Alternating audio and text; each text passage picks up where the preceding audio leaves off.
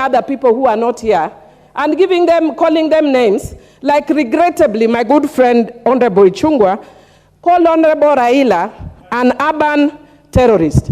Mr. Speaker, if it weren't for your order, I could also have called Honorable Ruto national terrorist, but because of your order, I'm not calling him a national terrorist, Mr. Speaker. And finally, Mr. Speaker, I want to say that my good friend Honorable Ichungwah must tell us whether he's also of the LGBTQ community because of his preoccupation with Uhuru Muigai Kenyatta. That guy is a man, bwana. Don't be too preoccupied with Honorable Uhuru Muigai Kenyatta. Ami am a woman, bwana. Hey, ni kitu gani wewe? Honorable Millie Odhiambo. Honorable Millie Odhiambo. Order. You cannot discuss the conduct of Honorable Ichungwah without a substantive motion. So you're out of order on that. Order. Come. Honorable Ichungwah, if we desist, order. If we desist, order. Honorable Mbaya, when the chair is on his feet. Order. I mean, we want to have a situation in which everybody is heard in silence.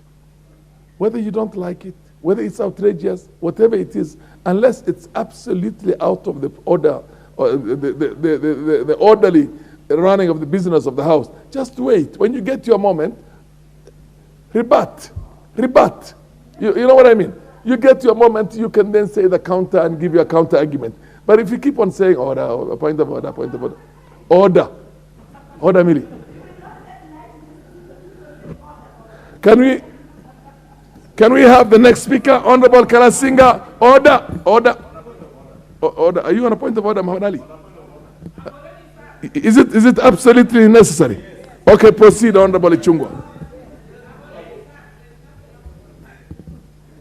First, Honorable Speaker, let me thank you for protecting me, because the Honorable Millie was on the verge now of discussing me without a substantive motion. But more importantly, Honorable Speaker, it is important to point out, and maybe she was not listening to what I said, because if you listen to what I said at the beginning, I indicated when I mentioned about economic terrorism and urban banditry, I said what I have described elsewhere as economic banditry and economic terrorism, Honorable Speaker. Number two, Honorable Speaker, the Honorable Millie, as much as you have ruled her out of order, must then withdraw what she has said and apologize to the House.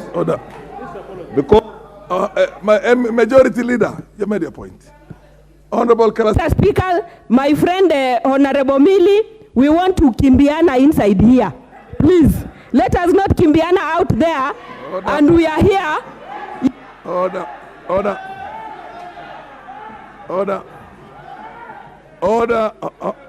Honorable Sarah Korere, followed by Honorable Murugara.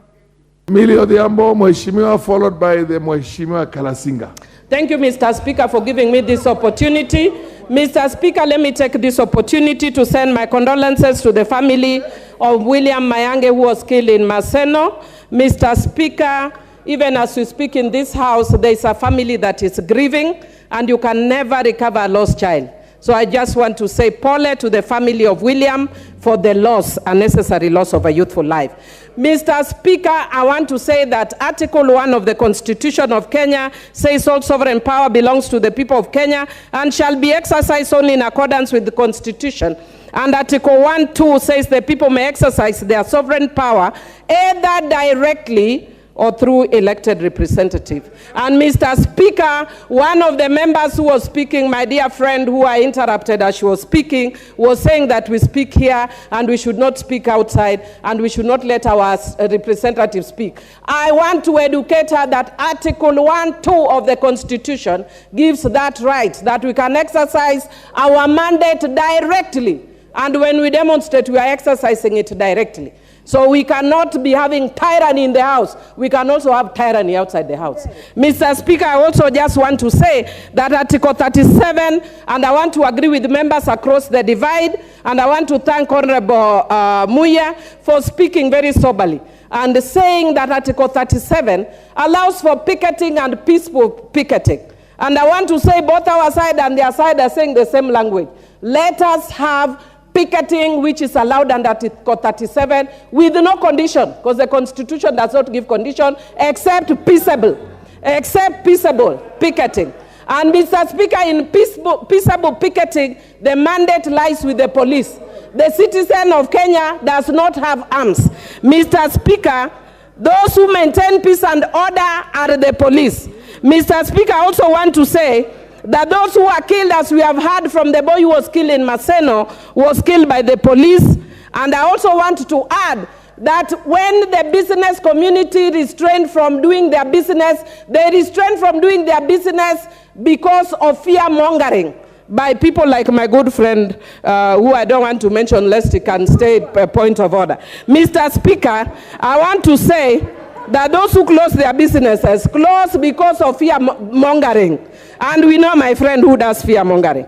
Mr. Speaker, because I know other members want to speak, I want to say this. I want to thank you, Mr. Speaker, for giving this House direction that it is actually wrong for us to be mentioning. I'm asking a question. I'm asking a question. Proceed. Is it right What's your for point him of to order? demand? What? Order. Yes, what's your point of order?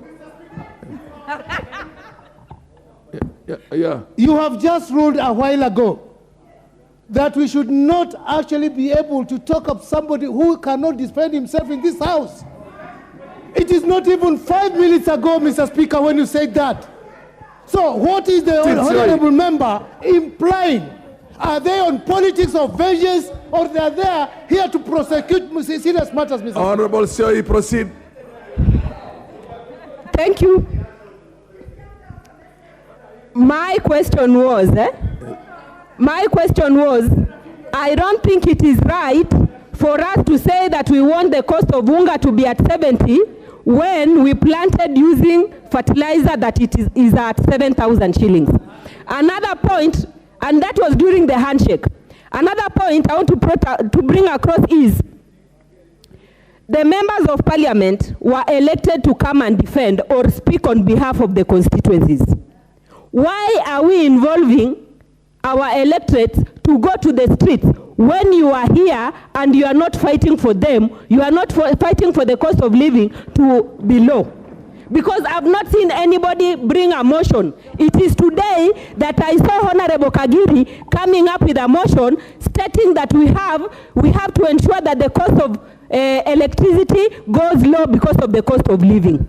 No one has come with such a motion to ensure that we are bringing the cost of living down. So, members of parliament from opposition, we are urging you, please bring the issue in the House. Let us debate here. Mr. the government, you are with. Yes, you are there. So, let us not politicize what cannot be politicized. We cannot continue politicizing what cannot be politicized. What's your point of order, Honorable Millie Odhiambo? Thank you, Mr. Speaker. And I do apologize for my sister for interrupting her, because I don't like interrupting my sisters when they are speaking. Order. But having said that, Mr. Speaker, is the honorable member in order to be calling us guys, especially given the debate that members have been preoccupied with about guys and women and cross-cutting issues about men and men and women. Mr. Speaker, you cannot call me a guy. I am straight. I have nothing against LGBTQI, but I am very straight. My husband is a man and I'm a woman. Don't call me a guy, please. All right, I apologize. Proceed, Madam Sioi. Thank you.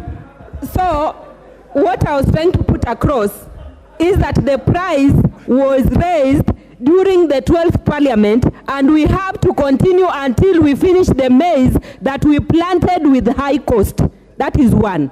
Number two, we are talking about cost of living going high. There is no one in this House, Mr. Speaker, who doesn't know that the price of fuel went high. Automatically, it is the reason as to why the cost of living has gone high. Mr. Speaker, is it right, Mr. Speaker, for Honorable Member Raila Amolo Odinga to demand that unga? I'm asking a question. I'm asking a question. Proceed. Is it right What's your for point him of to order? demand? What? Order. Yes, what's your point of order? Yeah. You have just ruled a while ago that we should not actually be able to talk of somebody who cannot defend himself in this house. It is not even 5 minutes ago, Mr. Speaker, when you said that. So what is the honorable member implying? Are they on politics of vengeance, or they are there here to prosecute serious matters, Mr. Honorable Sioi, proceed. Thank you. My question was, I don't think it is right for us to say that we want the cost of unga to be at 70 when we planted using fertilizer that it is at 7,000 shillings. Another point, and that was during the handshake. Another point I want to bring across is the members of parliament were elected to come and defend or speak on behalf of the constituencies. Why are we involving our electorates to go to the streets when you are here and you are not fighting for them? You are not fighting for the cost of living to be low. Because I've not seen anybody bring a motion. It is today that I saw Honorable Kagiri coming up with a motion stating that we have to ensure that the cost of electricity goes low because of the cost of living. No one has come with such a motion to ensure that we are bringing the cost of living down. So, members of parliament from opposition, we are urging you, please bring the issue in the house. Let us debate here. Mr. Speaker, my friend Honorable Millie, we want to Kimbiana inside here. Please, let us not Kimbiana out there. Order. And we are here. Order.